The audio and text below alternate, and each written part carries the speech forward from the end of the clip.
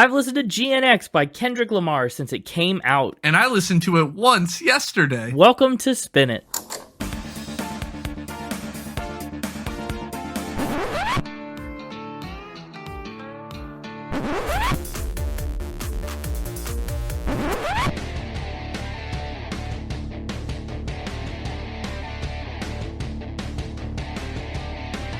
Hello, everybody, and welcome back to Spin It, the record ranking podcast for people who would rather be listening to music. I'm James, and with me, squabbled up, it's Connor. I wanted to be like squabble, squabble, squabble, but that didn't really make sense. Not really, but you know what? Why not? Why not? I mean, the last time we did a Kendrick Lamar episode, it was Thanksgiving, so gobble, gobble, gobble would have made sense. Now squabble, squabble, squabble. All squabbled up. My, how the stars align. Yeah, this is the year of redemption. We previously did an episode on Kendrick Lamar. We have reincarnated Kendrick Lamar on this podcast. Yes, we have. He's reincarnated. The first time we did an episode on him was episode 72. We talked about Damn. It was a big hit with all the beavers. Yeah, it's a Beaver's favorite Kendrick Lamar album. But we talked about Kendrick's early days, right, the beginnings of his career and stuff. You weren't as hard on Damn as some other rappers, but you still gave it a 6 mouthfeels out of 10. Yeah. And you gave it a mouthfeels unit because of his cereal eating preferences. 60% soft, 40% crunchy. It was a weird unit. But we talked about how the album was a concept album and kind of meant to be played forwards and backwards. You said you might like the backwards version better. And just in general, it felt like as your first Kendrick Lamar experience. I don't know if it necessarily lived up to the hype for you. And I think, Damn has a lot of solid songwriting, and the concept album format's really awesome. But on GNX, I feel like it's a whole different atmosphere, a whole different vibe. He's cutting it a little bit more loose. He's become more of an enigma socially. His craft has evolved and developed through Mr. Morale and the Big Steppers. He brings new collaborators to the table. He's got a bit of extra zing and energy that his earlier studio albums are sometimes lacking. And I wonder how that's affected by the fact that he's left Top Dog Entertainment. But I just thought, it'd be a good pick for the year of redemption, since it's been 170 episodes since we last talked about him, and since this album was just up for Album of the Year, and it did win a few Grammys of its own. Sounds like he's done some stuff. Well, he has, yes. And he had such a big year last year. I was like, we gotta. The year of redemption, maybe it's just a year of triumph for Kendrick, but for the podcast at least, he might need a little redemption. Is GNX what you picked? I forget. I did pick GNX to win Album of the Year. It lost to Bad Bunny, which I'm not complaining about. I've been on such a Bad Bunny kick since the Grammys. And the Super Bowl halftime show, I've just really been bunnying it up. Yes. Yeah, that was nuts. But Kendrick had his Super Bowl moment in 2025, and we got to see a really cool Super Bowl show from him. What do you remember about that? I mean, at that point, you knew at least his stuff from Damn, even though he played mostly stuff from this record. So I guess it wouldn't have been your first time hearing a lot of GNX tracks yesterday. No. I liked Bad Bunny's a lot. Oh, you liked his better than Kendrick's? I think I did. Kendrick's was good. Kendrick's was the first good one in a while, I think. I would say it was pretty solid, yeah. But I like Bad Bunny's better, I think. Interesting. We'll see if that holds up with the albums, too. Much like I liked Bad Bunny's. Oh, maybe I shouldn't. I mean, you did pick Bad Bunny to win the Album of the Year Grammy correctly over Kendrick. Yeah, I mainly did that, though. I mean, yeah, I did kind of just do that because of the odds, though. That's right. The betting odds. Yeah. Well, for this redemption episode, since we've covered a lot of his early career and his K-Dot days and Good Kid, Mad City and To Pimp a Butterfly and all that stuff, we talked about all that in the first episode. I figured today we'll mostly keep it to the basics, but we'll really hone in on what he's been up to since episode 72 came out back in November of 2022. That's a wild amount of time to think about. Crazy. Yeah. I guess I should ask too, has your listening of Kendrick Lamar increased at all since the last episode? I mean, before you said you didn't know anything by him or anything about him. Yeah. And then we learned about him and we put him on the playlist. Yeah, it's doubled. Well, okay. I mean, double the nothing, I guess. Or even double the one album, and now you've listened to 2 albums. That's fair. Hey, I listen routinely to at least 2 of his songs. The ones that are on the playlist? Yeah. I figured as much. So I'm just saying, all in, compared to the first time around. That has increased significantly. That's a good point. From 0 albums to 2 albums. From 0 songs to 2 songs. We put DNA and Love on the playlist last time. I know who picked which one. Just based on the sound of them. I'm pretty sure that I was the DNA pick and you took love. I always pick love. That's right. I love love. I always pick fighter. You're a lover, I'm a fighter. Anyway, let's talk about Kendrick. If you missed the last episode, go check it out. But if you don't want to, the lowdown is that Kendrick Lamar Duckworth was born on June 17th, 1987 in Compton, California. He was named after the lead singer of the group, The Temptations. Pretty cool. He grew up with some financial hardships, and while he was never really in a gang himself, he was pretty closely affiliated with that lifestyle just because it happened around him a lot, and growing up where and how he grew up, it was impossible to avoid it. So he heard and saw and experienced a lot of really intense stuff from a very young age. And he turned to hip-hop as a bit of an escape, and alternately as a bit of a megaphone too, to shine a light on the social issues that he saw happening in his community every day. And he was like a straight A student, and his self-confidence and writing ability really came into their own as he progressed through school.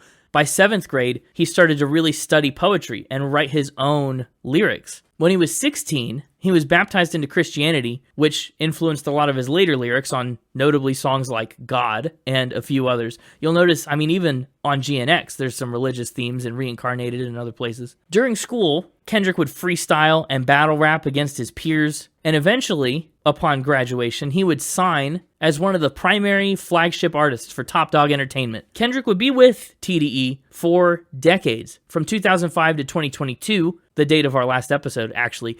But on TDE, he released every project from his Training Day mixtape all the way up through to Pimp a Butterfly, to the Pulitzer Prize winning Damn, to the Grammy Award winning Mr. Morale and the Big Steppers. There are honestly too many hit songs to list in that time. We went into it in depth back then. Swimming pools and Don't Kill My Vibe, The Blacker the Berry, King Kunta, like lots of stuff going on in those early days. The Black Panther soundtrack. But since 2022, Kendrick left Top Dog Entertainment when his contract was up. He took on the Big Steppers tour to promote his previous album, which was the highest grossing rap tour ever, bringing in almost $111 million around the world. Then Mr. Morale picked up a Grammy for Best Rap Album, a familiar story for Kendrick at this point. And The Heart Part 5 was the Best Rap Performance and Best Rap Song. Kendrick was also featured on a version of Beyonce's song America Has a Problem from Renaissance, which we covered on episode 96. And he did work with the rapper Baby Keem, who's actually his cousin. So lots of stuff going on for Kendrick in between releases. He's usually pretty quiet on social media and in the press, but if you pay attention to the airwaves, you've definitely been able to hear a lot of Kendrick music in the intermittent period between records. But then, and this is the main thing I wanted to talk about for this episode, Kendrick's long-standing feud with Drake escalated significantly in 2024. You remember, you were there. Yeah, I was there. How much did you hear about that as it was going on? Everything you told me. Oh, well, then you heard all of it. Yeah. See, the feud started, 11 years prior, back in 2013. They would trade verses against each other in various different songs, kind of like baby diss tracks. But in 2024, it just exploded. Drake put out the song First Person Shooter, where he and J. Cole really took aim at Kendrick. Then Kendrick couldn't leave that hanging, so he responded on his song with Future, called Like That. Drake then fired back with Push-Ups and Tailor-Made Freestyle, and then Kendrick dropped a pair of tracks, Euphoria and 616 in LA. And they just kept going, trading blows with Drake's Family Matters and Kendrick's Meet the Grams. It's brutal. It's ugly. It's getting personal between these guys. They should just hug it out. They should just hug it out. Honestly, they could have. I think that ship has sailed. It's never too late. No. Who are you rooting for in the feud? We've done episodes on Kendrick and Drake. I choose to remain neutral. I'm going to be Switzerland. Okay. That's fair. You could be neutral all you want. You did give Kendrick a 6 and Drake only got a 4. Well, you can read into that however you'd like, but my official quotable stance is I'm Switzerland. Okay. Well, that's fair. And you can use that quote however you'd like. Good to know. Hey, what's your favorite color? I'm Switzerland. Oh, yes, of course. So then red and white, like the flag. But no, neutrality is probably a good stance to take. And I think as a podcast, we stayed fairly neutral as well, although I also have my preferences. Well, The thing is, on May 3rd, 2024, Spin It episode 147 dropped about Drake's album Scorpion. May 3rd. Yeah. And it's a good thing we put that episode out then, because on May 4th, 2024, Kendrick kicked Drake to the curb and he released the now iconic Not Like Us. Yep. Now, I'm sure you heard Not Like Us. I sure did. Did you hear it a lot, or did you have to seek it out? Did it breach containment and break the Connor bubble? It broke the Connor bubble, yeah. Wow. Yeah, Not Like Us. It was the song of the summer last year. It was everywhere. Mm-hmm. And I guess I say last year. At this point, it was 2 years ago. But it was produced by Mustard, like some songs on this very record. And it was just a devastatingly big hit. It really blew the rest of the entire Feud completely out of the water. It swept all 5 of its Grammy nominations last year. And it won Best Music Video, Best Rap Performance, and Song. And then also won Song and Record of the Year. At one of his shows on Juneteenth, Kendrick played Not Like Us 5 times in a row. Back to back to back to back to back. The crowd just demanded it. They wouldn't let him stop. That's just unreal. It was pretty universally appointed the best song of 2024, and it sat on top of the Billboard Global 200 for 4 weeks. Now, look, if that's not winning a Feud, I don't know what is. It was streamed over 1 billion times on Spotify alone. Today, Not Like Us is certified lover boy, certified pedophile, certified diamond for 10 million streams in the US. Yep. In the UK, it's 2 times platinum, 6 times platinum in Australia, diamond in Brazil and France. It's so popular worldwide. And I know Drake has made a lot of popular music, but nothing he's done has equated to that level. After that, Drake kind of tried to lob one back with his own version of The Heart Part 6 to no avail at all. I mean, it was over. He tried to sue his record label for defamation. Drake is just, he's been fumbling around for some kind of purchase ever since Not Like Us. He really has. Poor guy. So Not Like Us is absolutely, hands down, far and away, the biggest thing Kendrick has had going on between Mr. Morale and our episode, and then the release of GNX. And cherry on top, too. That is right around the time he was announced as the headliner for the halftime show at Super Bowl 59. So, as Kendrick is riding this wave of unbelievable success from one of the biggest songs of the year and one of the most acclaimed rap songs and diss tracks ever made, Kendrick surprise drops a whole new album on November 22nd, 2024. Literally just 3 days shy of 2 years since our episode came out. Just surprise! Yes, yeah, it was a big surprise. He recorded what would become GNX over the span of 2 years in various studios, mostly in Los Angeles and Hollywood. Working alongside producers like Soundwave and Jack Antonoff, Kendrick cranked out apparently 80 to 100 songs for the record that they would eventually whittle down to a dozen. I can't imagine the amount of work it would take. I mean, to make 100 songs. And then, I mean, the discretion it would take to whittle them down like tenfold. That'd be so hard to do. Even with those 100 songs in the pipeline, GNX turned out to be the shortest album of Kendrick's career to date. It clocks in at under 45 minutes. And for integrity's sake, because he's obviously a man of integrity, he didn't want to just coast on the success of Not Like Us. He didn't even include any of the songs from the Feud with Drake. He wanted this album to stand alone and be its own body of work so that nobody could accuse his new stuff of riding the coattails of Not Like Us. And I think that's really admirable. He named the record GNX after a car, the Buick Grand National Experimental, GNX. It was the car that his dad actually used to bring him home from the hospital on the day he was born. And earlier in the year, Kendrick bought his own vintage 1987 model. So that's really cool. You can see a picture of it on the very cover of this album. Yeah. And even though it was a surprise drop when it released on November 22nd, it was definitely speculated. There were rumblings and teasers that new music was imminent for quite some time. I know people were picking up clues from SZA and other collaborators, and people had heard songs like Squabble Up hidden in the music video for Not Like Us. People were picking up on it. When it dropped, it was unsurprisingly a smash hit. It earned over 44 million day one streams on Spotify and debuted at number 1 on the Billboard 200 with 319,000 album equivalent units, including 32,000 in pure sales. GNX is Kendrick's 5th straight number 1 album in the US. Plus, all dozen songs ended up on the Billboard Hot 100, and Kendrick became the 5th artist in history to lock down the entire top 5 at the same time. And he's in pretty elite company.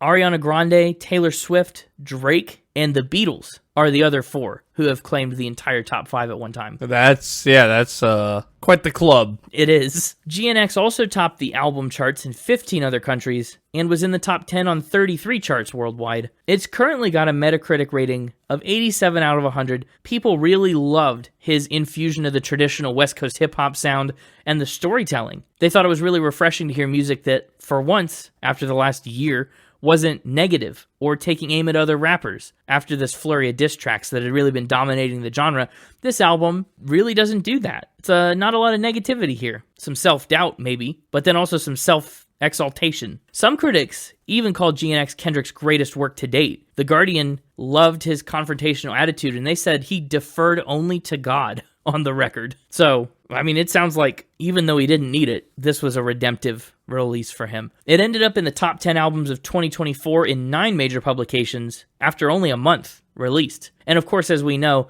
it would be nominated and win a Best Rap Album, and just nominated for Album of the Year at the Grammys this previous year. It also did win a BET Album of the Year award, and was nominated for 2 AMA awards and an MTV VMA. After the album's success and the huge Super Bowl halftime show in February, which, by the way, was the most watched Super Bowl halftime performance of all time until fairly recently, and it has since been surpassed. But after all that, Kendrick Lamar and SZA, who we talked about in episode 141, they took on the Grand National Tour, which, ironically, for a tour called Grand National, was a major 47-show international stadium tour that ran from April to December of 2025 across 4 continents. And that pretty much takes us to the present day. Lots of exciting stuff surrounding GNX. As for his awards and accolades, there are just so many, and we did talk about quite a few last time, but the highlights, again, just in case you haven't listened to the previous episode, and you just want a little taste of it, Kendrick has 211 major awards on 496 nominations, plus the Grammy wins from this year, which includes another 9 nominations and 5 wins. For his Super Bowl performance, he earned a Primetime Emmy for Outstanding Musical Direction. He's the first rapper to have more than 100 million monthly listeners on Spotify, and he's the first to have 3 simultaneous top 10 albums in America. Prior to 2026, he had earned 22 Grammys on 57 nominations, and then this year, out of those 9 nominations, he won 5. Best Rap Album, Best Rap Song for TV Off, Best Melodic Rap Performance, and Record of the Year for Luther, and he was also featured on the Best Rap Performance, which went to Clips' Chains and Whips. Kendrick's been nominated for an Academy Award. He's won 5 out of 20 American Music Awards, 19 ASCAP Awards, 16 out of 39 BET Awards, 37 out of 69 BET Hip Hop Awards, 12 Billboard Music Awards, and just tons of other wins and nominations in various countries. It's a very extensive list. That's the updated rundown on Kendrick Lamar and the feud with Drake, and Not Like Us, and the Big Steppers tour, and the Grand National tour, and all the things. That's what's new. It's a lot of new. It is. You know, I figured he's done enough stuff that we can qualify him for a redemption episode too. But you know who really needs redeeming in this episode? In addition to Kendrick, it's me. Last time we played Factor Spin, the Mixtaper and I did not do so hot. I lost 3-1. He bamboozled me 3 times. 3 times? You lost? I did. Yeah, you definitely need to fix that. Yes, I'm going to need at least 3 wins here to tie him over the course of 2 Kendrick episodes. If I shut him out, and you need a shutout, then I guess I really take the lead. But that's going to be a tough thing to do. I have heard he's very excited about this round of Factor Spin. Yeah, have you? I heard it through the grapevine. Anyway, that's what they're saying on the streets. Interesting. I don't know what streets you're on. The streets. Capital T. Hey, fair enough. Let's get him on out here. Yes, let's. Mixtaper, come and say hey now. Hey now. Nice. It's me, the Mixtaper. Yes, of course. Welcome back. I am here. Word on the street is that you're excited about this round of Factor Spin. I told the streets to keep that private. You know how that happens. I knew I couldn't trust them. No, they're not very discreet. I hope you're ready to squabble up with some new facts or potential lies about Kendrick Lamar. I'm just going to have to tell you what they are. Do you remember what you did last time? All your spins from the first go-round? Of course. My mind is like a Mixtaper trap. I always remember. That's fair enough. Well, fill me in. Well, you see, there was the prank call from Dr. Dre. That was a spin. It was a real call from Dr. Dre. You just lied about there being a prank call before it. Yeah. There's the 60% soft, 40% crunchy fact, which is one of my favorites still to this day. Yeah, that's how Kendrick likes to eat his cereal. And it's true. Oddly enough, that's the one fact from that episode is that Kendrick Lamar ranted about cereal, said he would punch someone in the face if they grabbed Wheaties while they were shopping with him, and then he puts his milk in the cereal for exactly 60 seconds before he eats it so that it can have a crunchy to soft ratio of 40-60. Yeah. He bought 36 billboards. Was a fun little spin. Yeah. And then his pet turkey. The pet turkey, Cornrow the turkey, that he wanted to butcher himself for Thanksgiving and then chickened out of at the last minute. Got too attached. But now we've got 4 new things to learn about Kendrick Lamar.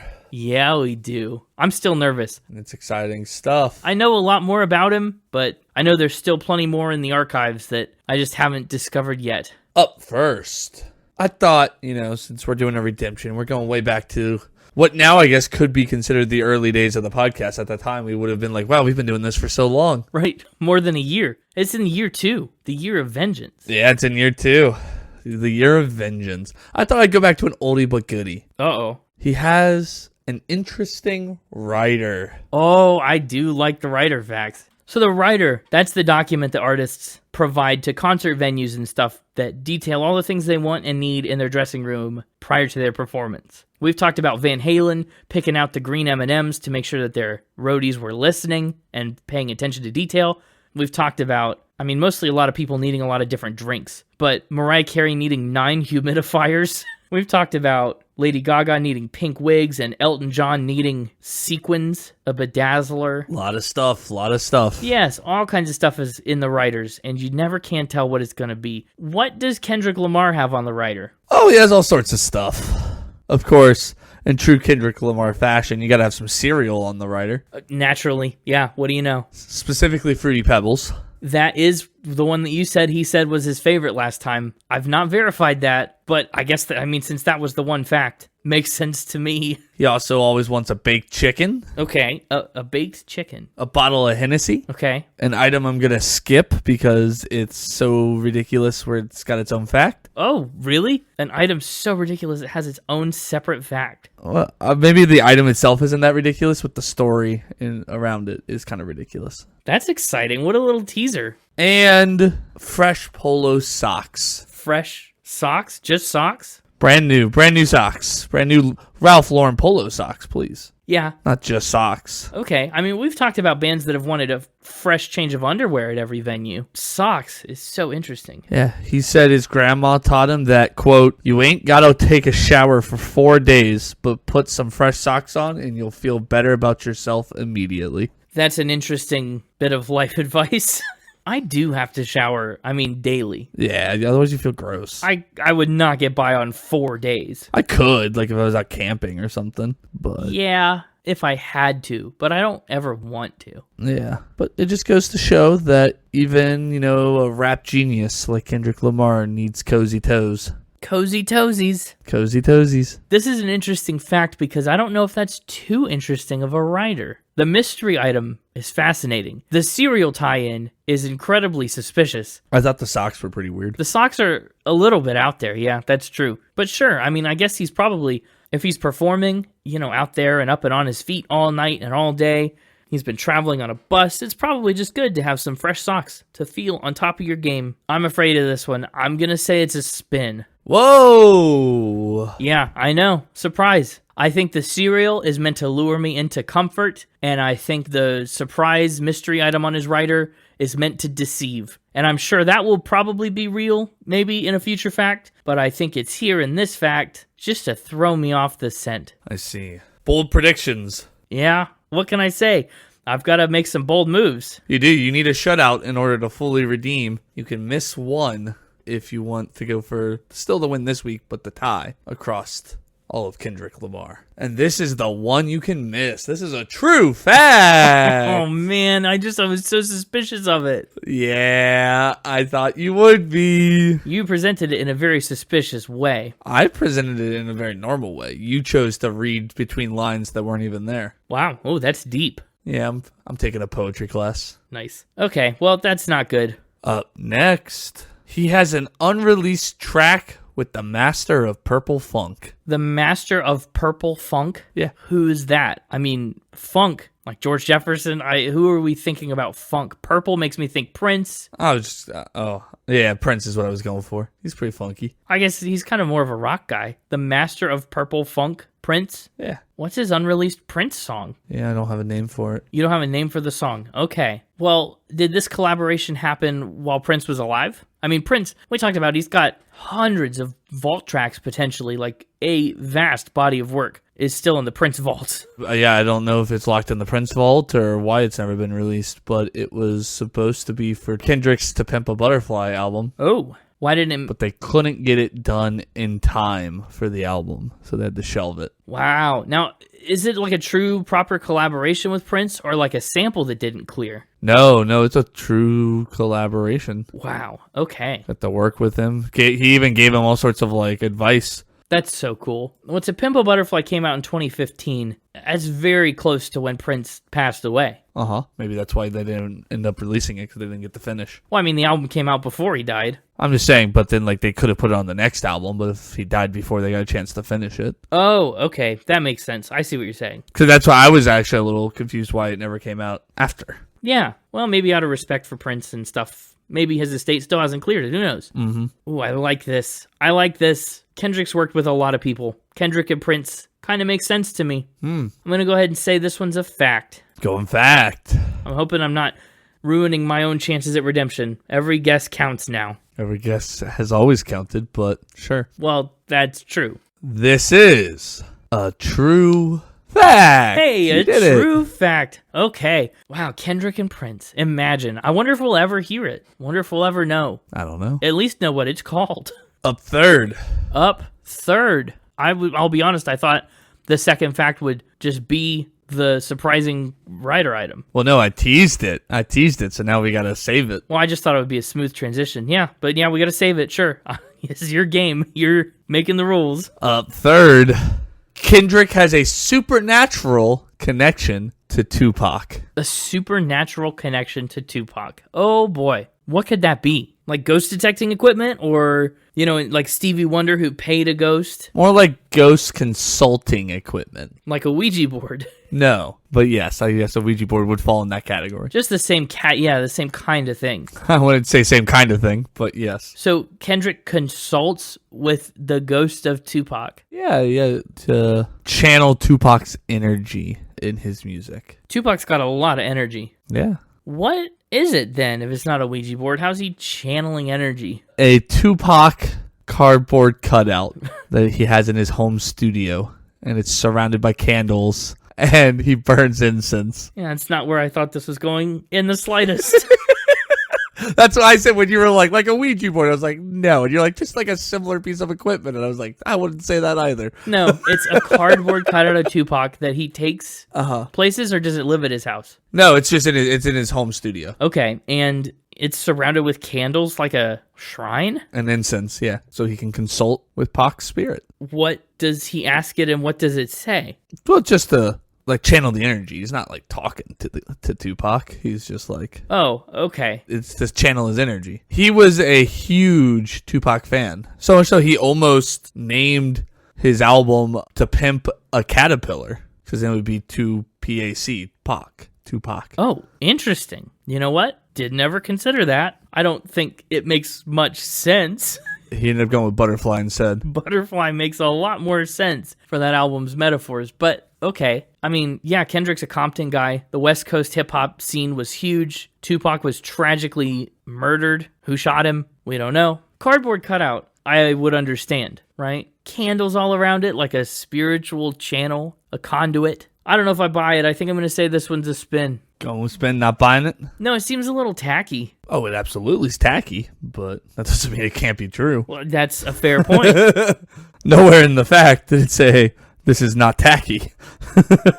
But this is... You locked in spin? Yes, I am going to lock in spin. Okay. This is a spin. Oh, I'm not out of this yet. Being a huge Tupac fan, absolutely true. Of course. Who isn't? Almost naming the album To Pimp a Caterpillar, also true. Really? Because it would have been Tupac. That part is true. I really can't believe that. But I thought you might know that. No, I didn't have any idea, and that sounded especially fake to me. Oh, really? Yeah. I threw it in there to try to add validity to the spin, thinking you would probably know about him almost naming it to Pimp a Caterpillar. Trying to disguise the fact with some true detail, but instead my true details helped you think it was more of a spin. Yep, what do you know? So the candles in the cardboard cutout, that's the... Yeah, no cardboard cutout, no candles. But he has said he likes to try to channel Tupac's energy in his music. If you can get Kendrick Lamar to put up a little cardboard cutout Tupac shrine in his studio, I'll happily give you that point back, just so you know. That's usually me offering you points back. I know, I'll take it, though. I just think this one would be really funny. But now, of course, in true Spin It fashion, it's all come down to the final fact. Yeah, go figure. Can you get the 50-50? Oh, and it's this teased one. It's the strange item with a wild story. It's the tease one. This is for the win of the episode and for a tie for redemption. Wow, big stakes. His other writer item, he always eats a shepherd's pie. A shepherd's pie. Yep. He requests in his touring writer a shepherd's pie with an unbroken pie crust. Very specific. And a wild assortment of foods, let me just say. He says he likes to break the crust himself. First course, some Fruity Pebbles. Second course, some Baked baked chicken and some Hennessy. The third course, a nice unbroken shepherd's pie. To be fair, we don't know what order he's eating these in. No. And honestly, that kind of sounds like a breakfast, lunch, dinner combo, if he's getting in town that morning. That's true. I don't know. But anyway, that by itself is kind of unique, but it's not like own fact worthy, right? Maybe not. I'm curious, do people typically break the crust on other people's shepherd's pies? Is that like I don't know. I don't know. Okay. I think I've only ever had shepherd's pie once. I've had it a few times. It is pretty quality. Yeah. Very hearty. A lot of people like it, I'm sure. It makes me want to go herd sheep. I grab my crook and head out into the fields. Belly full and happy. And then you read the murder mystery stories like Hugh Jackman. I did see that trailer now that you mention it. I totally forgot about it until right now. I have seen that trailer so many times lately. I don't understand why they're blitzing. The media campaign is blitzing us so hard with it. I'm just seeing it everywhere. I don't know. That is odd. I've seen it so many times. If you're going to keep sheep and you want to keep your job, just make sure you don't count them. It's true. That'll knock you right out. Well, belly full of shepherd's pie counting sheep, done. A little Hennessy? Probably also done. Anyway, what's the story behind the shepherd's pie?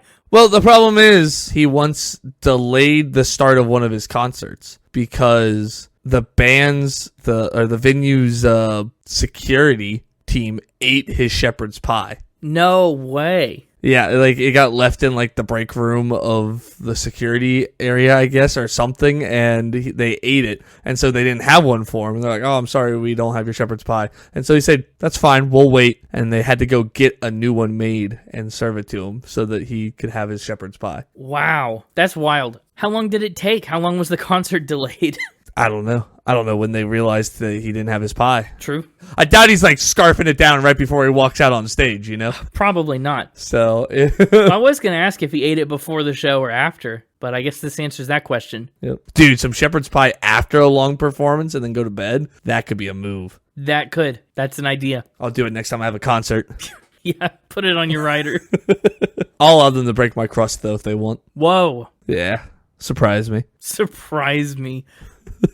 I'm really surprised by this fact, to delay the whole show just because you don't have your shepherd's pie. Yeah. I'm suspicious of this, and here's why. Why? The shepherd's pie is a food of many textures. What? The unbroken crust, the outside, the crust of a shepherd's pie. Okay. Is pretty crunchy. And the interior of a shepherd's pie, mashed potatoes, meat, veggies, just baked and rather soft. And I would imagine the ratio is probably a little off. I had no idea where you were going with that when you just said it's a food of many textures. I was so confused. I know. But I'm saying a shepherd's pie could very well be 40% crunchy, 60% soft. So that is not where this came from, That's pretty suspicious. but go ahead. I don't know. I don't know. I mean, if that's what you want to hang your 50-50 on, go for it. But Well, that's hilarious. That's where you've taken this. but I mean, this crunchy and soft thing was also a true fact. So there's precedent for him liking foods like that. So maybe it's just a thing with him. I don't know. That's awesome. I'm going to call it a spin. He's going spin, folks. I don't think it's necessarily because of the crunchy and soft thing, but It's not at all. I know, but I just a shepherd's pie is such an interesting food that I don't know. It is. Different places are probably going to make it differently. How do you know you're going to like every place's shepherd's pie? It's not a food that's like consistent. I don't know. You sound like a guy that's had a lot of shepherd's pies. I've had a few. I can't count my sheep, but I can count my shepherd's pies. I'm probably getting close to double digits. So, Oh, wow. That's twice as many digits as me. yeah, Mr. No Digits. I've had one, maybe. Oh, Mr. Digit. So locking in spin? Is that Yeah, what you said? I think I'm going to stick with spin, and I'm going to just hope and cross my fingers that it doesn't come back to burn me, that I win this episode, tie you up. I wanted on the record that this had nothing to do with 40% crunchy, 60% soft. But if we ever somehow get the chance to interview Kendrick Lamar, we should absolutely ask if he likes all of his food that way. Yeah, if it's a ratio game. Because a shepherd's pie is absolutely, like in my head, 40% crunchy, 60% soft. Yeah, literally. It's pretty exact. Like the ratio seems to be holding. Yeah. So that tickled me a lot when you put that connection together. But this is still a spin.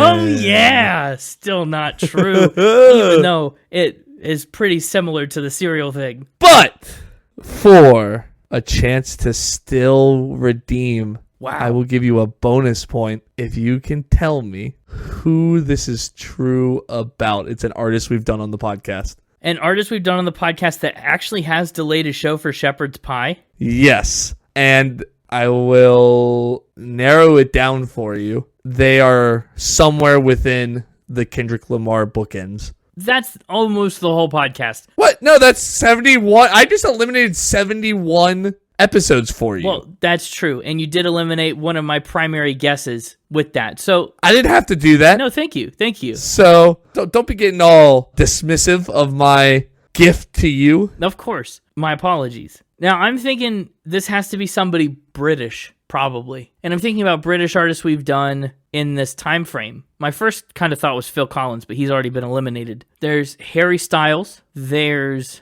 not much else in the way of solo British artists that we've covered, actually. I didn't say it was a solo artist. No, that's true. I just said it was someone we'd done on the podcast. Maybe this is true about Van Morrison. He's Irish. A lot of sheep over there. I mean, didn't we say that his biggest fan is a border collie who herds the sheep? And he seems like he walked out for that parking meter and just left. I think he'd have kind of a temper when it comes to delaying the show and getting what he wants. Def Leppard, they're a rock band that's pretty punky. Yep. Well, I think I'm going to say I'm kind of liking Van Morrison for this. I think I might have to lock in Van Moron. Van Moron. Not British, but Irish, from the same neck of the woods. That is incorrect. Darn. Ah, rats. But you were so close. Really? For a pity point, I will give you another shot and tell you you were plus or minus 2 episodes. Wow. So that adds to the mix. Knox Hamilton and Cher, who basically just adds Cher, and Van Halen and the Rolling Stones. Now, I'm thinking we're in that direction, because the Rolling Stones are indeed a British band and can be a bit snobbish, a bit temperamental. Van Halen, they're the ones that used the green M&M trick. We've already talked about their writer. I don't think they'd be too shepherd's pie-ish. And we already know David Lee Roth loves a good guitar string feast. I don't know how much room he's saved for shepherd's pie. I gotta go the Rolling Stones on that one. For the pity point, it is indeed the Rolling Stones. Okay, second time's the charm. And for a mixtaper buck, can you name the member The member of the Rolling Stones. who specifically needs the shepherd's pie? I think that's Charlie. Charlie? Yeah, No, sorry, you're gonna have to go home mixtaper buckless. rats. It is Keith Richards. Oh, I kind of thought about him, but I don't know. I was just thinking about Charlie punching Mick in the face going, you're my singer, you know? It just, Yeah. Keith Richards refused to perform when he discovered that the band's security, not the venue's security, ate his shepherd's pie. oh, you even slipped up when you said it. I did. I Oh. did. I was off my A game on that one. I was slipping all over the place.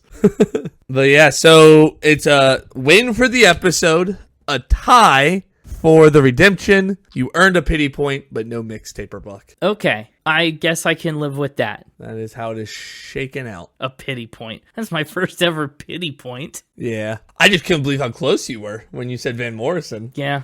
I just figured Van Morrison, he kind of fits the bill. I was originally going to say it was in the 200s, but I was like, no, that might narrow it down too much. But you still would have picked something in the 200s because you went with Van Morrison. Mm-hmm. But yeah, that's all I got. Well, Mixtaper, that was a great old time. Not a grand old time, just great. Great, grand, fantastic. All of them. Well, I guess I'm off to pimp my gopher. To pimp a gopher. Oh, gosh. That spells Tupac. Tupac. Tupag. Yeah, Mixtaper, we'll see you next week. And we'll clash once more in Factor Spin. Yeah. There he goes. Tupac. Goodness. Where do we find these guys? Welcome back, Connor. Peekaboo. Wonderful. Oh, what are we talking about? We're talking about nothing. Probably the album art, right? Oh, the album art. That's right.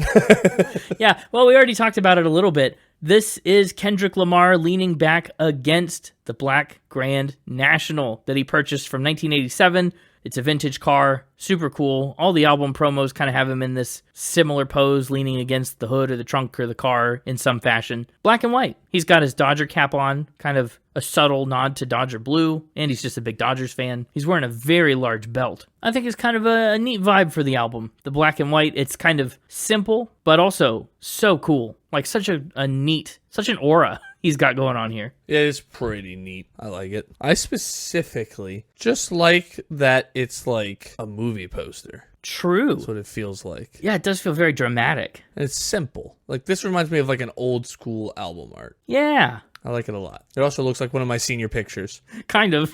There's some key differences. It is really simple. I think it does kind of, you're right, match the old school vibe of the music he's trying to incorporate and echo. The classic West Coast sound that he infuses into so many of these tracks. He sings about it in so many of the songs too. All I Ever Wanted Was a Black Grand National. Fun stuff. Anyway, we got a dozen tracks to talk about, so we should probably... Not a baker's dozen, just a dozen. Just a dozen for all you non-bakers out there. Up first, Wacced Out Murals. It's a pretty great unit. Honestly, I might just steal that track title as a unit. As a unit. It's so good. It's pretty great. Hard to beat. This song, if you can believe it, Jack Antonoff is a producer on this. I can believe it.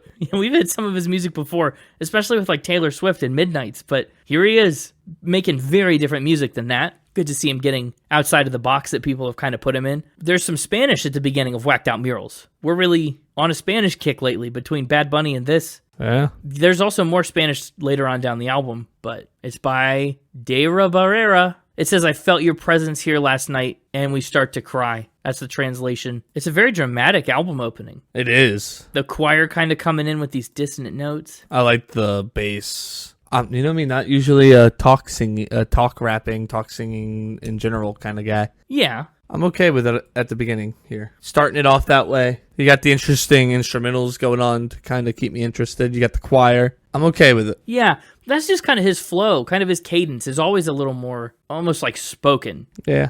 Wacced Out Murals, it charted at number 4 on both the Hot R&B and Hip Hop Songs chart, but also it went to number 4 on the whole Billboard Hot 100 in the US.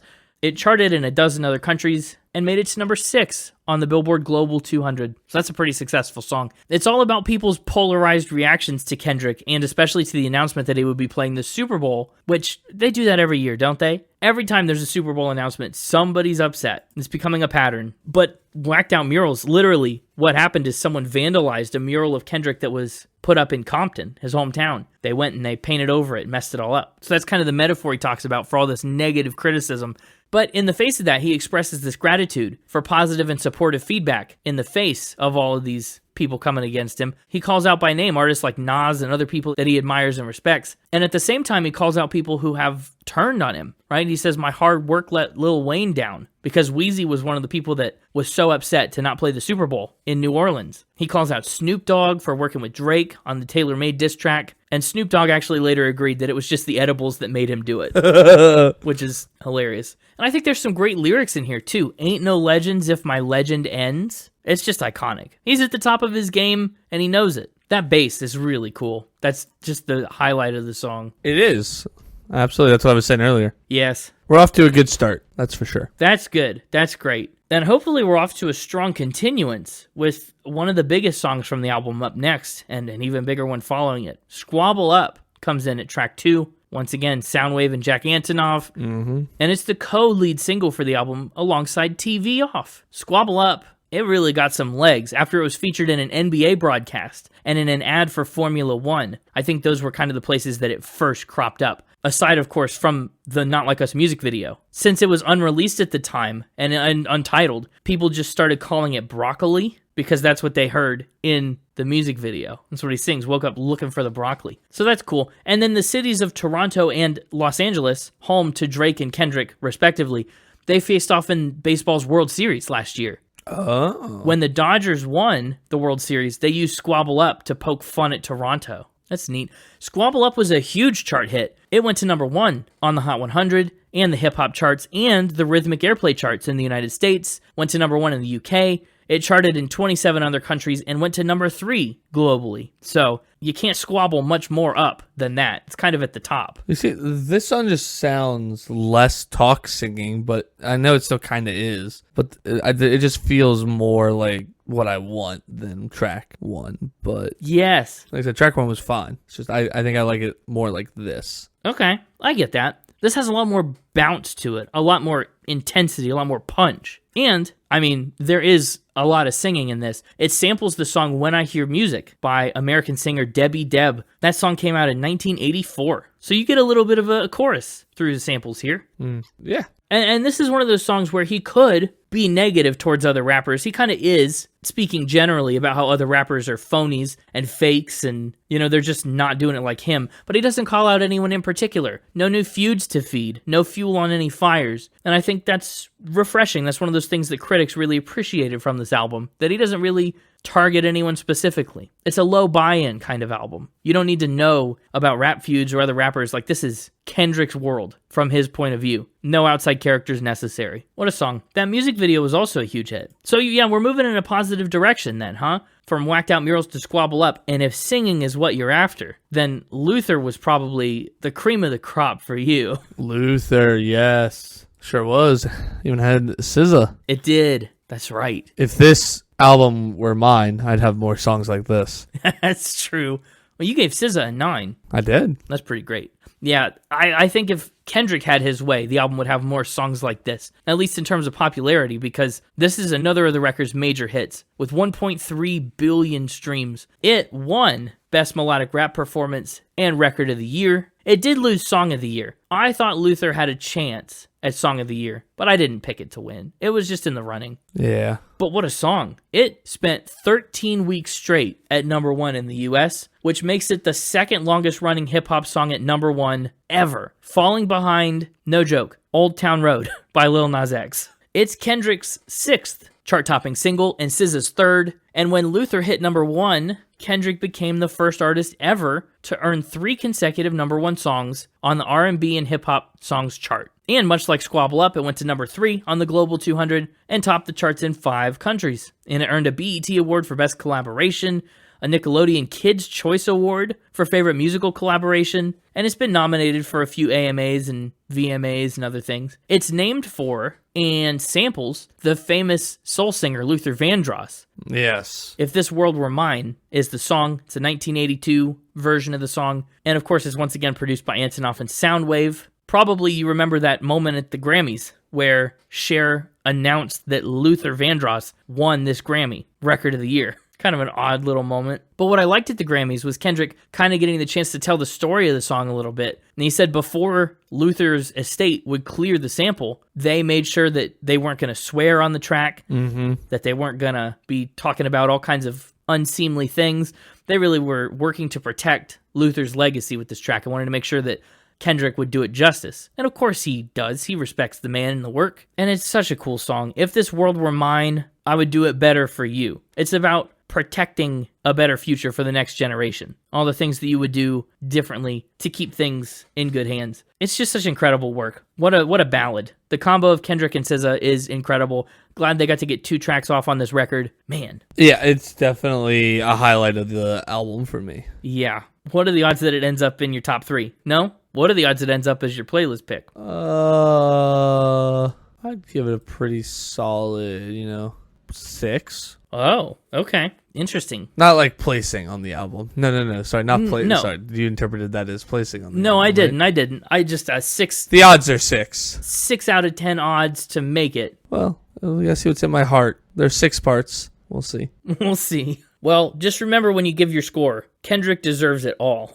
And that's what he sings about on Man at the Garden. It's a very atmospheric song, very wide and airy, and it charted at number 9 on the Hot 100 and landed at number 9 on the international charts too, and went to number 13 on the Global 200. Man at the Garden's not quite the hit caliber of some of the earlier songs, but it's still a pretty strong showing, I think. I like the little record scratch at the beginning of this one. Yeah, there's a lot of really interesting sounds at the beginning of this track. The chords are so faint in the background. It really lends a lot to the song without being really heavy-handed. It builds and builds and builds as choirs start to come in and sing it vocally, and it's just such a cool sound. Of course, what he sings about, I deserve it all. He's been through a lot of trials and sacrifices. He's met them all with hard work and talent and perseverance and integrity. All the good things that are coming his way, he's earned, rightfully so. I don't know what else to say. It's a pretty chill song. I love the line, "Tell me why you think you deserve the greatest of all time." Yeah. It's kind of a nice way for him to break the fourth wall, talk right to the audience, and talk right to other rappers who claim the title of greatest of all time. He says, if you want to be the greatest of all time, this is me making my case. This is me proving it. If you're going to say that, you got to step up and show it. So we get 2 slower songs in a row. I think the pacing of the album is really good. We pick things back up with Hey Now, featuring Dodie 6. Hey Now is kind of a weird sounding song. It interpolates the song Scotty by D4L, which is a track from 2005, and it's another instrumental by Mustard. He was kind of trying to make a West Coast version of the Clips song Grindin'. Oh. Clips, of course, was also nominated for an Album of the Year Grammy, won some big things this year. But yeah, this is like a West Coastified East Coast sound. The song charted at number 5 on the Hot 100. Tyler, the Creator, did a remix of it in 2024, which is interesting. I don't get the Magneto reference in this song. The Magneto reference? You know Magneto from the X-Men. I know who he is. I don't get how it's applicable. Like, who's he talking? Like, is he talking about somebody? Is he dissing somebody? Is there a pun here in the lyrics I'm missing? That just threw me the entire rest of the song. I was trying to figure it out. Yeah, I don't know either. I feel like there's some specific allusion there. I don't know enough about Magneto's story arc, but it sounds like this friend decided to take matters into his own hands, kind of let his ambitions get too big for him, and then the world kind of collapsed in on him. He played God and he got what he asked for. That's my guess. I would imagine it's going to be a hard sell to get anybody but SZA as your favorite feature. Yeah, good luck with that. Yeah, that's what I figured. But Dodie 6 does an okay job. Yeah, he does all right. He's a little mumbly for my tastes, but that's all right. Oh, absolutely. Yes. This song's a little whispery, too. It's not my favorite. It's a little kind of just eerie in an interesting way. But you know what song is not as popular as I kind of expected it would be when I first heard the album? Reincarnated. It doesn't even have as many streams as Hey Now. But Reincarnated is such a cool song to me. It's pretty cool. Yeah, and I say not as popular very loosely because it did go to number 8 on the Hot 100. It charted in 8 countries and it ended up at number 12 globally. But Reincarnated. We talked earlier about how Kendrick was a big Tupac fan. Obviously, came up during Factor Spin a lot. This song samples a Tupac song, whose title I shall not repeat. It's another song that gets a Spanish intro by Dayra Barrera. She sings in Spanish with lyrics that translate to, "What reflects your look, the night, you and me?" It's a cool song because each verse sees the speaker, who is Kendrick, reincarnate through different famous singers, and then through God and Lucifer as well. Kind of a big scope. He starts out as John Lee Hooker, a Delta blues singer and a guitarist who manipulated and lied to his audience to turn a profit and get famous. Kind of used the people that loved him as leverage to just make his own life better. Then he reincarnates as Billie Holiday, a black musician, obviously an icon, whose drug addiction led to her untimely death. Then he comes back as himself. Kendrick reflects on the ways that he is similar and trying to be different from these artists that have come before him and built their legacies.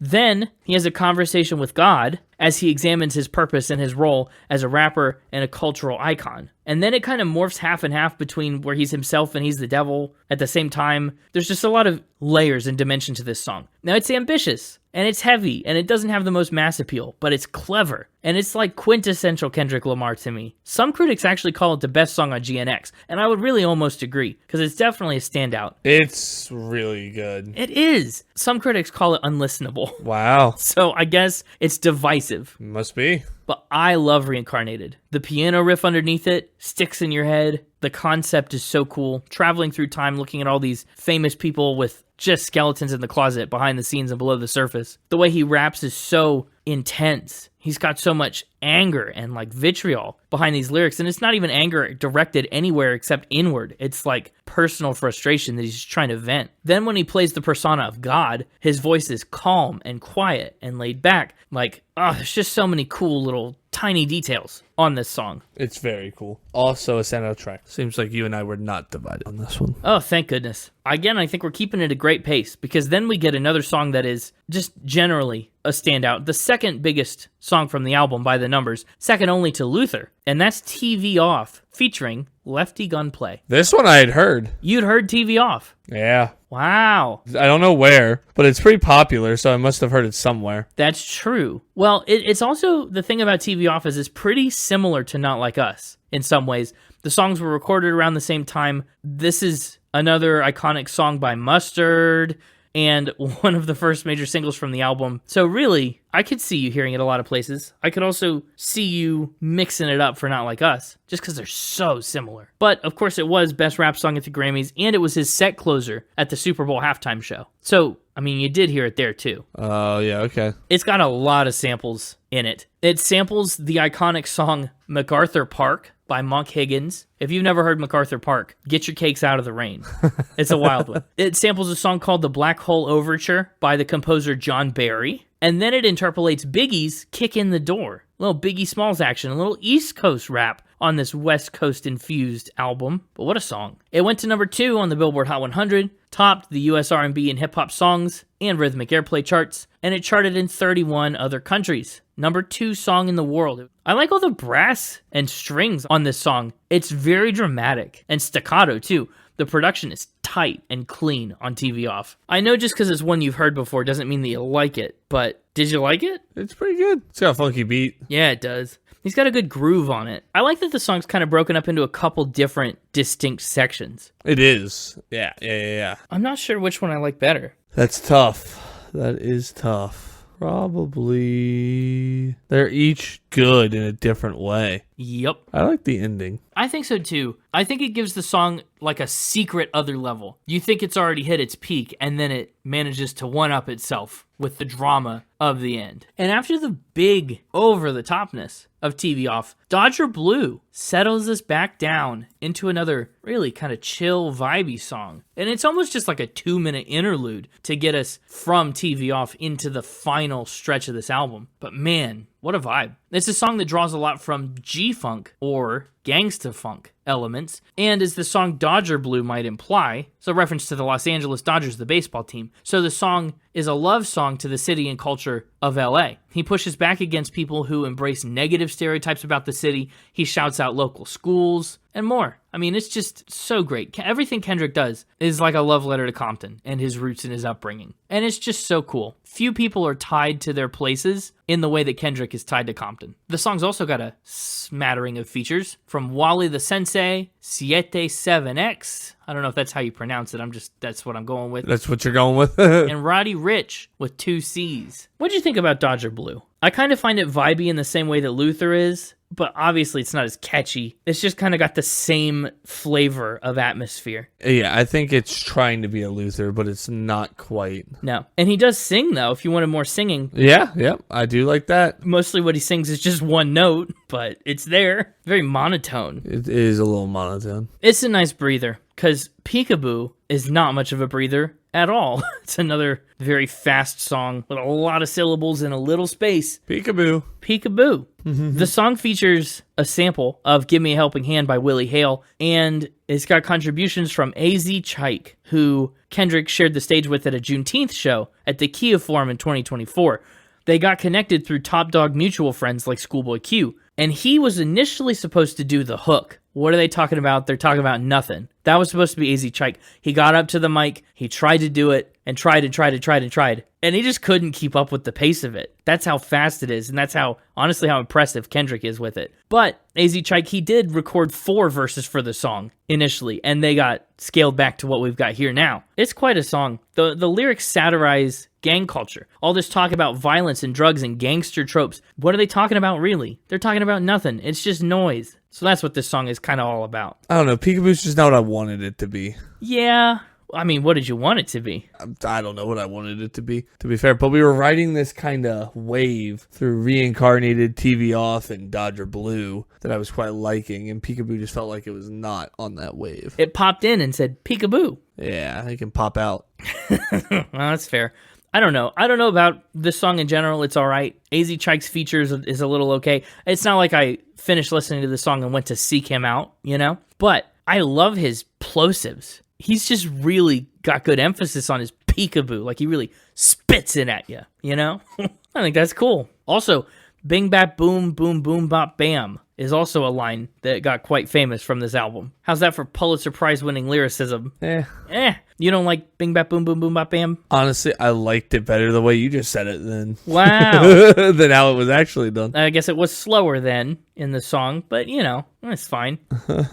Oh, it just means nothing, but it's fine. It's fun. It sounds cool. Sure. Up next is a really interesting song, Heart Part 6. It is the 6th installment in K-Dot's The Heart series, but definitely don't get it confused with the Drake version, because Drake put out a song called The Heart Part 6 following the naming convention Kendrick had been using. And Kendrick doesn't want to give any legitimacy to The Heart Part 6, the Drake one, but he also doesn't want to just use that title, right? So he changes it up ever so slightly for Heart Part 6, with part abbreviated, kind of just to reclaim it and also just to blow off the Drake version like it was nothing. It's really cool. It hit number 14 on the Hot 100, and this is the most personal song on the album. In this iteration of The Heart, he raps about his own history and the rise of Top Dog Entertainment, which is a really moving tribute, I think, now that he's off the label. It's nice that there's no hard feelings. He still looks back on those days fondly. He name drops friends and collaborators, talks through all the good old days. It's awesome. It's a very reminiscent, very rose-colored glasses, good times, we made it up from the bottom kind of song. Like, look at all the stuff we've overcome together. Heart Part 6, big fan of it. I don't know if I like it as much as the Heart Part 5. I was a bigger fan of 3. Do you know the Heart Part 3? Is there actually a 3? Yeah, there's 6 of them. I wasn't sure. Sometimes people name things like this, and then there's not actually the parts that come before it. Yeah, of course. The Heart Part 3, I mean, it's from Kendrick's time in the group Black Hippie. It's from 2013. So it's out there. I actually, though, Heart Part 6 is back on that wave. Peekaboo's peaked down. Yeah. And we're back. Yeah, that's good. I knew we'd come back soon. You just got to use your heart and not your eyes. Up next, a really interesting case study. A title track in GNX. It is the least popular song on the album by a fair bit, as far as the stream count's concerned. It's a title track.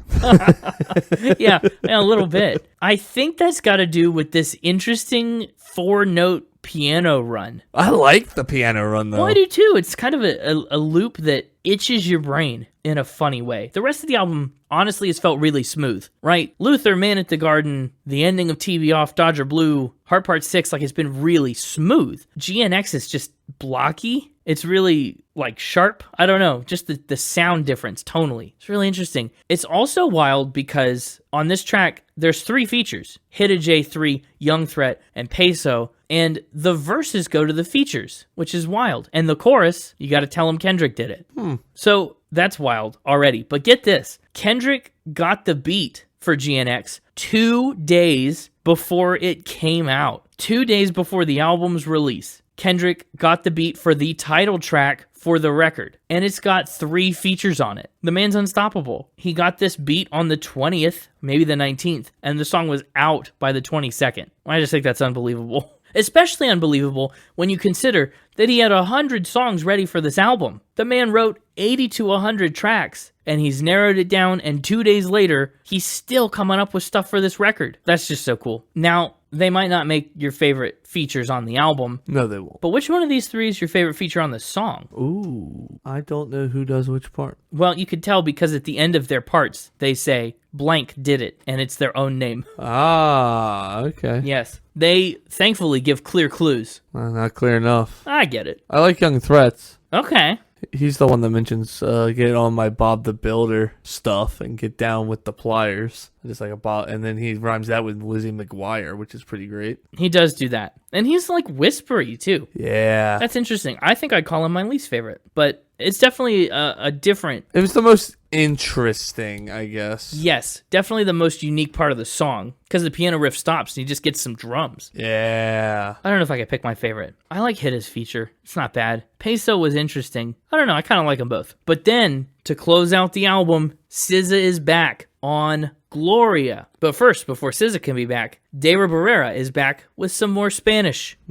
Seated is what she says. This song is all about how complicated relationships can be. And Kendrick tricks us on Gloria. Did you catch the trick on Gloria? I'm going to go with no. No. Well, I mean, at the beginning here, he sings, we've got a complicated relationship. She's controlling. I met her when I was a teenager. She believed in me. We started looking for identity and made 1,000 mistakes, but we always had chemistry. There's just so much. He talks about his marriage to his high school sweetheart, or so we're led to believe, because, as a matter of fact, it's a fake out. What he's really talking about, and what he reveals at the end, is he's singing about his relationship to his pen, to language, to lyrics. He calls his pen Gloria. And SZA kind of comes into the song and plays the role of the pen, who we think is a woman at that point. He doesn't reveal until the 11th hour that he's talking about his pen and his lyrics. And then you read back through this whole song, these lyrics, and it makes a whole different amount of sense. I started writing lyrics when I was a teenager. I knew I was going to be famous and make money with my words and my music.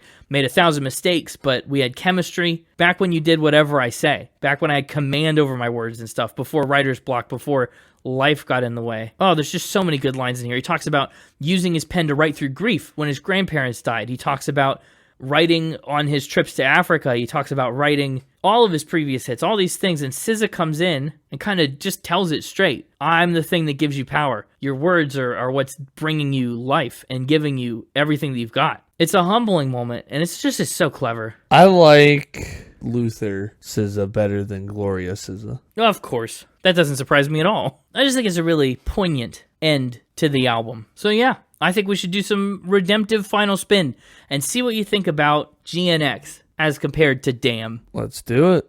Yeah. For me, what an album. Kendrick Lamar rarely misses. I was a bit apprehensive after Mr. Morale and the Big Steppers. That album has some standout tracks. Overall, not my favorite. I kind of thought it was a step down from Damn. So I was nervous when this album was about to come out. Obviously, I knew the Feud tracks and stuff. That was going to be a different story. But really, GNX needed to, for me, redeem Kendrick Lamar a little bit from his Mr. Morale days. Now, that might be a hot take. I understand. But for me, I think he did a fantastic job. Each of these songs is really intricate musically. He doesn't over lean on samples, but he also deploys them effectively. The album's got a great flow to it musically. Yep. Great vibes. 92 for the music. I'm giving the lyrics an 88. So many of Kendrick's albums and songs are targeted. They're poignant. They're focused. And Damn, as a concept album even, was like a cohesive sort of story. This roller coaster of emotions. GNX doesn't have that. GNX is introspective. It's looking at the world through his window. He kind of puts you behind his eyes, puts you in the driver's seat. And I think it's interesting, but it is different. I'm giving the lyrics an 88. Instruments and production, 93. Mustard is incredible. Soundwave is incredible. Jack Antonoff impressed me with his work on this album. Wow. I had him pigeonholed in a totally different style. So, yeah, I think each of these songs has a really cool sonic profile, but the whole album kind of maintains this dark tone, really in line with the grayscale on the cover. There's light moments and there's dark moments, but all of it's kind of shrouded in this gray shade. I really like it. 93 for the instruments and production. 90 for the overall vibe. Quick listen, easy listen, not a lot of moments that pull me out of the album that really give me pause. And honestly, not even any songs that I really don't like. Hey Now maybe is my least favorite, but even then, that's not so bad. So the overall score for GNX, it's a hefty 91.5. It's going on my list at number 65. Number 65. That is a big top 100. If you compare that to Damn, I mean, they're close in score, even if they're far apart in position. Damn is currently sitting at number 190. The music got an 88. The lyrics got an 86. Okay. Those are lower. The instruments and production got an 82. That's also much lower. The vibe got a 91. So that's higher on Damn, actually. I think for the concept nature of it. But its overall score is an 88.4. So this is something close to a 3-point redemption for Kendrick, in my eyes. Definitely GNX was my pick for Album of the Year. I loved it since it came out, but I can also see why Bad Bunny won. So, no shade to DTMF either, because that was a great album too. Lots of fun in a very different way. But number 65 means it is above Miley Cyrus's Endless Summer Vacation. Impossible. Which, need I remind you, it's in the top 100. And it's below Kings of Leon's Walls, which feels like a little bit of nostalgia bias, I think, for that one. But it's okay. So that's me. How about you? Is this a redeeming pick for Kendrick, or was Damn more your thing? Well, once again, I put Damn, well, lower than I remembered putting it, honestly. 6. You joked that if you had played it backwards and done the Weezer Blue Album version, you would have given it a 9. But you really only said that because 9 is like a 6 backwards. And you wanted to give it a 6. Yeah, this is definitely a redemption for me as well. I like this a lot more than I like Damn. Is it finally going to earn a different score that's higher than its previous episode? We've had that happen. Have we broken the redemption curse? Haven't we had that happen at least once? Didn't we break that already? Yeah, 30 Seconds to Mars jumped up a good bit, but even their redemption was just a 6. And Radiohead did quite a number too, and their redemption was also just a 6. Let's start with my top 3, shall we? I think we shall. We're going Squabble Up. Ooh, great pick. We're going Luther. Whoa, really? Who'd have thought? That's news to me. We're going TV Off. Nice. Wow. Oh, a skip over Reincarnated. I get it. Oh, that's my fault because Reincarnated is my honorable mention. Oh. Went a little out of order there. Got him out of album order. That's my fault. I was going to say, it seemed like you really liked. You were vibing with Reincarnated. I did. I really liked it. Yeah. It's my honorable mention. Well, the back half of the album seems a little slumpy for you then. Top 3 list. It's not, though, because we were riding quite the wave from Reincarnated to TV Off, Dodger Blue, and Heart Part 6. I will say Peekaboo, GNX, and Gloria. I guess the back half of the album is a little lower for me. Yeah. Strong middle, decently strong front, weak bottom. Dang. As for a score, I will also just say, I'm going to make it either easy or hard on you and take Luther. For your playlist pick. Yeah. See, I wondered whether the odds when you said 6, wondered if they were 6 out of 10 or really 6 out of 6. 100% chance that was going to happen. Yeah, I was just trying to make a Heart Part 6. Saw it coming a mile away. That does kind of make it hard on me. A little bit. So I thought it might. But just because I like so many of these songs and I'm not considered a playlist pick at all until this very moment. If you're taking Luther, I'm half tempted to show some love to Reincarnated, but I think Squabble Up is what should be on the playlist to counter Luther. It's a fun song. And I really do think I maybe like it better than TV Off, even though I can see why TV Off is the bigger hit. TV Off is also really good. Yeah, well, I'm not surprised you're taking it, though. No, I know. Plus, its working title / pre-release title was Broccoli, which is so fun. Yeah, it's awesome. But I think you've buried the lead long enough. I gotta know. You finally want to know my score? Yeah, I'd love to. I'm giving this one a full redemption. I don't know what that means. I'm just saying you've been whelmed by my previous redemptions, if not underwhelmed.